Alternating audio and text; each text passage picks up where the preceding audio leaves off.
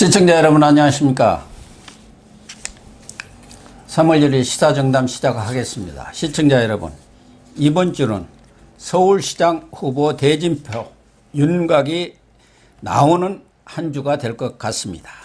그런 가운데 국민의힘 김종인 비대위원장의 거취 문제가 야권 후보 단일화 국면에서 새로운 변수로 부각되고 있습니다.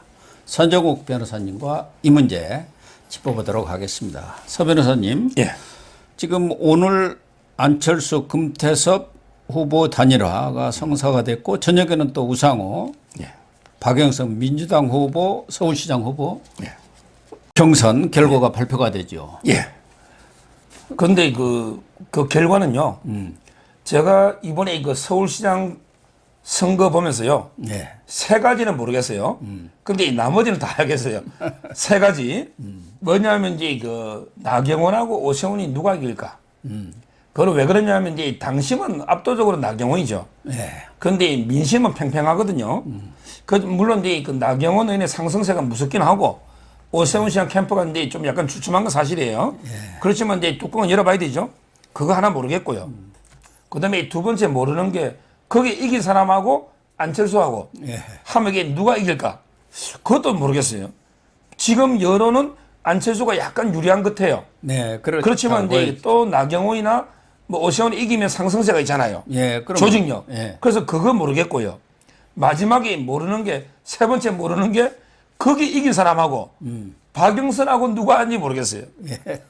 근데 박영선하고 오늘 그 박사님 원래 질문대로 가면 박영선하고 우상호 오늘 발표하죠. 이건 알겠어요. 이거는 이제 박영선이가 이기고 그다음에 조금 전에 발표했던 금태섭하고 안철수 서로 이제 그 득표는 공개 안 하기로 했죠. 안 하기로 했는데 이것도 이게 제가 충분히 알겠고요. 그래서 아마 오늘 저녁에 그 좌파 쪽에 그 박영선은 되는 거는 확실한 것 같고 다만 이제 그 우리 우파 쪽에서 누가 될지 세 가지 그거는 예측이 좀 어렵다 이래 보입니다.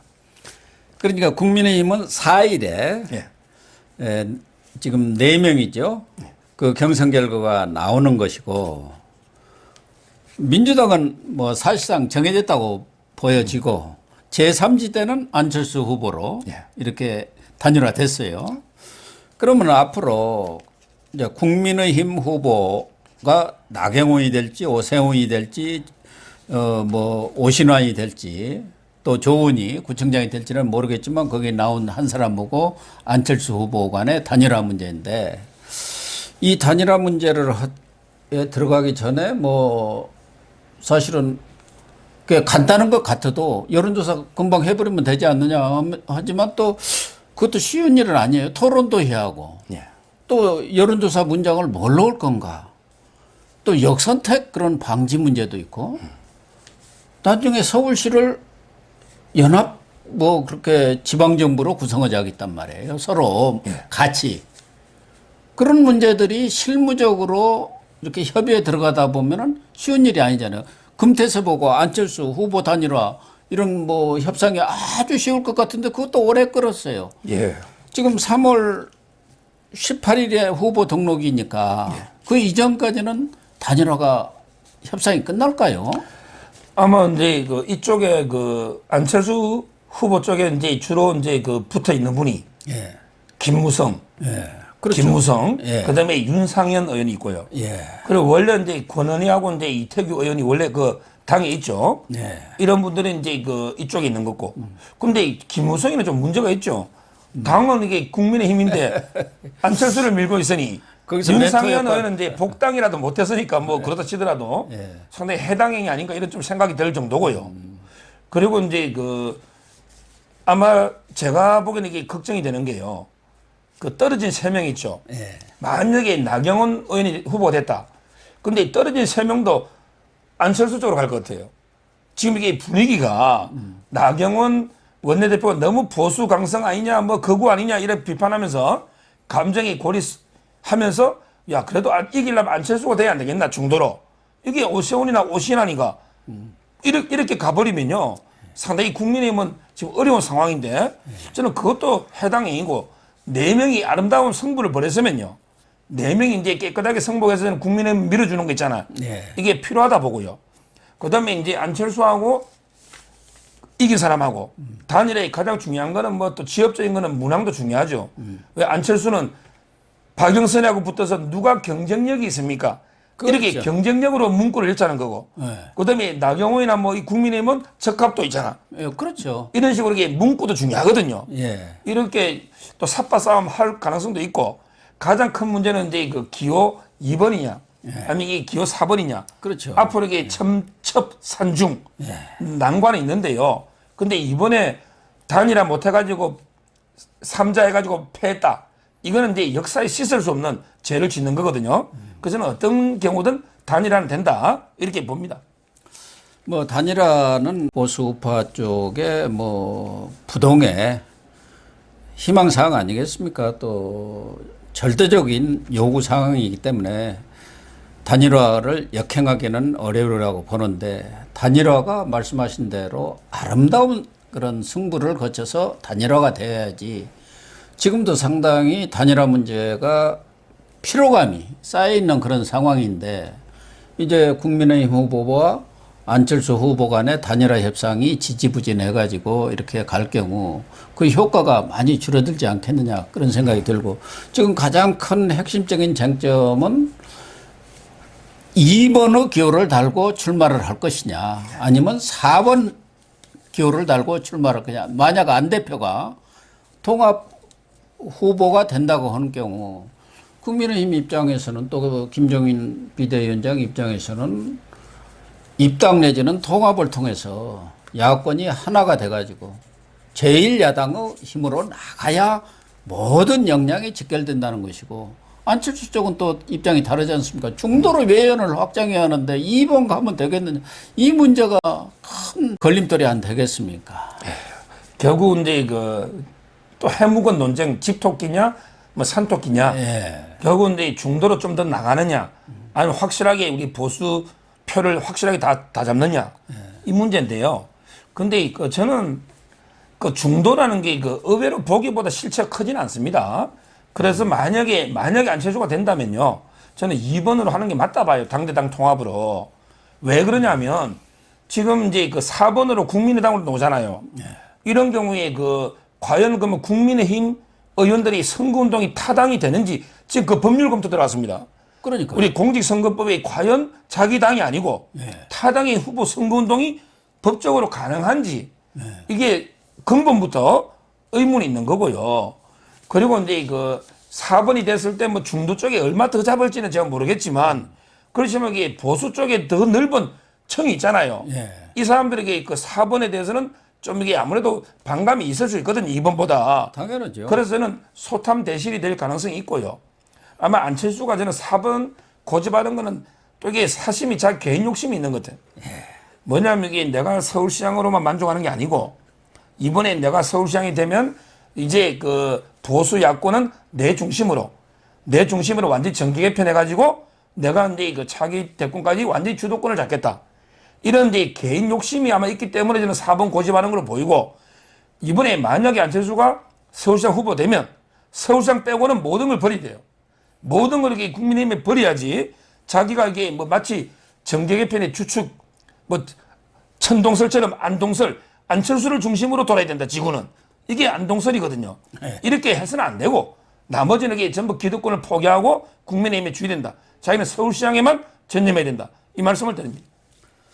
그러니까 뭐 안철수 쪽에서는 통합 선대위를 구성하지 않는데 이런 것들도 이제 법률적으로 따져봐야 할 문제도 많지만 현실적으로 3석의 미니 정당이 102석인가요? 지금 뭐 한석 줄어갖고 제1야당을 먹어버리겠다는 이런 전략 아닙니까? 그리고 안철수가 그만한 정치적 역량이 있는 것도 아니고 국민 여론조사 해봐도 20% 안팎을 넘지를 못합니다.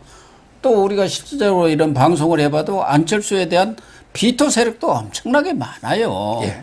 그런저런 점을 감안할 때 말씀하신 대로 안철수가 이번 서울시장을 하나의 대권으로 가기 위한 징검다리로 디딤돌로 삼겠다. 그래가지고 자기 중심으로 국민의힘까지 다 먹어버리겠다. 이런 것을 생각한다면 그거야말로 탐욕이죠. 과욕이죠. 그런 것이 가장 문제가 되고 있는데 최근에는 얼마 전 김종인 비대위원장이 중앙일보와의 인터뷰에서 뭐 본인이 늘 이야기했던 대로 재보선 끝나면 나는 미련 없이 후를 털고 나간다. 여기까지만 얘기하면 아 그런갑다 했는데 그 말에 한마디 사족을 붙였어요. 그 전에 나갈 수도 있고 그러니까 4.7 재보선 전에 사라질 수도 있다.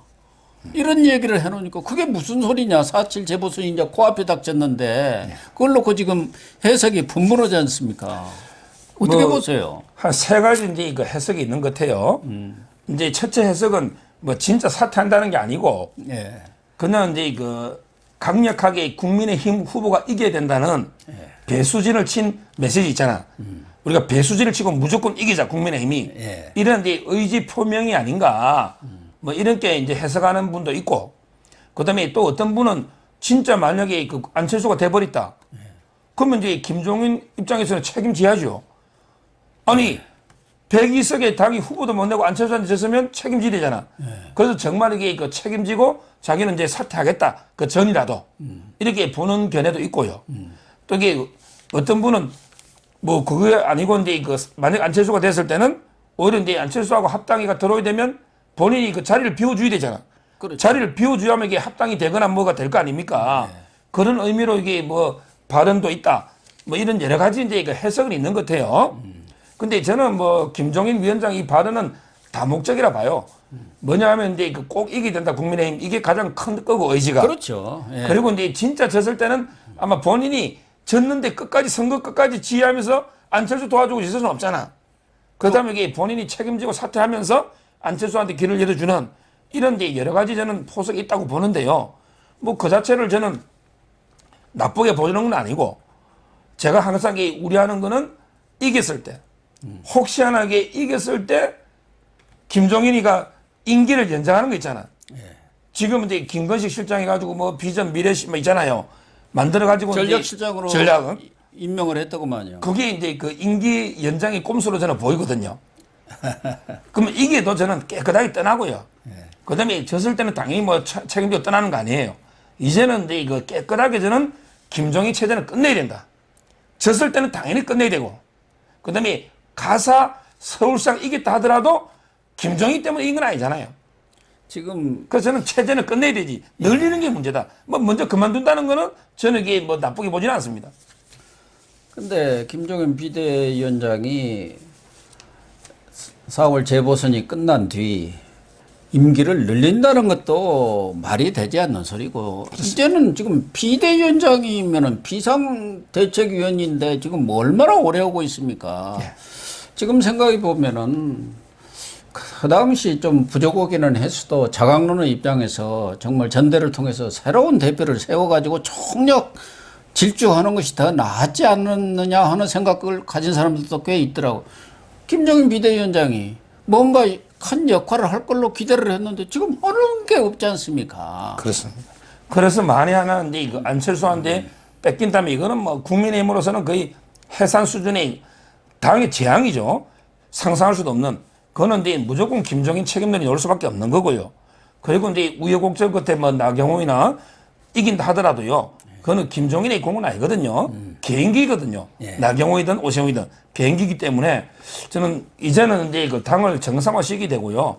논리적으로도 이제 그 논리적으로도 이게 비대위라는 건 짧은 기간에 비상대책이지 이게 상시적인 비대위가 돼서는 안 되잖아요. 그 점에서도 이제 문제고요. 이제는 이제 당이 좀 더 젊은 리더십으로 더 새로운 미래 지향적인 젊은 리더십으로 가야 되잖아. 그 점에서도 이제 저는 82세 고령 김종인 체전에게 어떤 이유로든 이번에 서울시장 승패와 관계없이 종식하는 게 맞다 이래 봅니다. 가장 좋은 모델은 국민의힘 후보가 후보 단일화에도 성공을 하고 김종인 비대위원장이 총력을 기울여서 결과를 좋게 만들고 깔끔하게 떠나는 게 제일 좋은 모양새죠. 사실은 뭐 재보선이라는 게 이제 코앞에 닥쳤는데 그 전에 뭐 이런저런 사유로 아까 우리 서 변호사님이 분석했던 대로 뭐 어떤 경우든 간에 또 지금 지도부가 그냥 사퇴를 해본다. 이것도 그러면은 또 뭐 원내대표라든가 지금 뭐 또 다른 뭐 비대 현장을 세울 수도 있습니다. 그것도 선거를 코앞에 두고 장수가 사라져 버린다. 이것도 또 말이 안 되는 얘기거든요.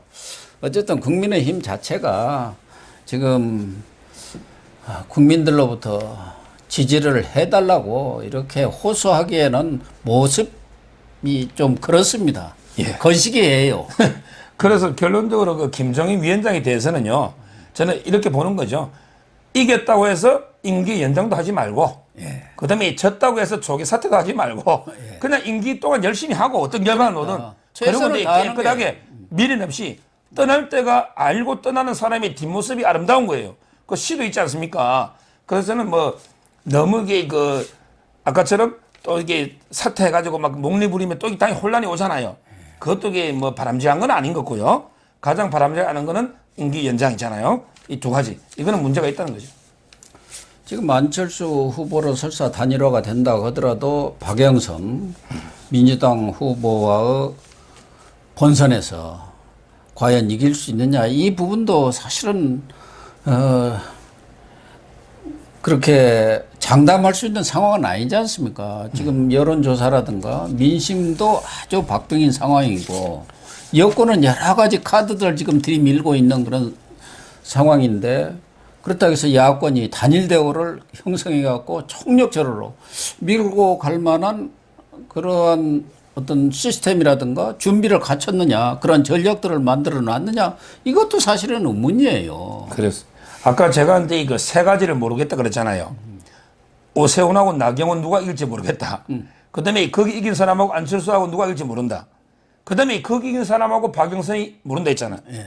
근데 제 개인적인 겁니다. 이거는 제 개인적인 세계의 꿈이 있어요. 세계를 모르는데, 그럼 이게 세계 중에 제가 누가 이겼으면 하는 꿈이 있습니다. 저는 나경원, 오세훈은 개인적으로 나경원 이겼으면 좋겠어요. 그는 이제 오세훈 시장을 제가 뭐 폄하하는 게 아니고, 이분이 서울시장을 2번 했어요. 네. 본인이 이제 그만두 가지고 박원순한테 주 가지고 했잖아요. 근데 10여 년, 9년이 지나서 10년이 지나서 2번 하신 분이 또 노겠다. 이것도 말이 안 맞고, 그리고 이게 대권이 지금 우리 사람이 없잖아요. 그럼 대권 후보로 나갈 수 있거든요. 그 점에서 저는 충정심에서 제가 나경원 이겼으면 좋겠다는 건 충정심이고요. 그 다음에 두 번째 꿈이 있다면, 나경원하고 이게 안철수는 나경원 이겼으면 좋겠어요. 그러게 왜 그러냐. 안철수 이분이 50% 지지율 될 때 박원순이 5%일 때 양보한 거예요. 예.